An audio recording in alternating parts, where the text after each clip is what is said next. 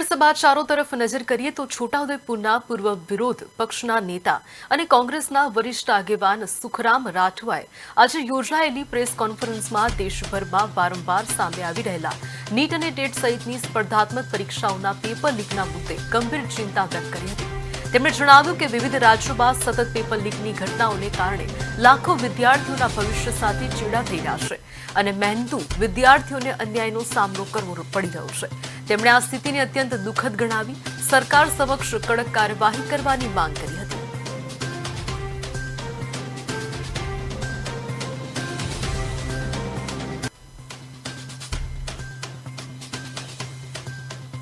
છોટાઉદેપુર શહેર પ્રમુખ મિસ્ટર રલિયા પણ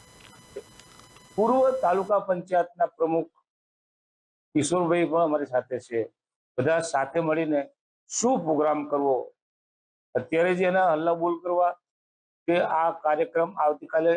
મોટી સંખ્યામાં યુવાનોને ભેગા કરી પ્રજાને પણ સાથે જોઈન્ટ કરી અને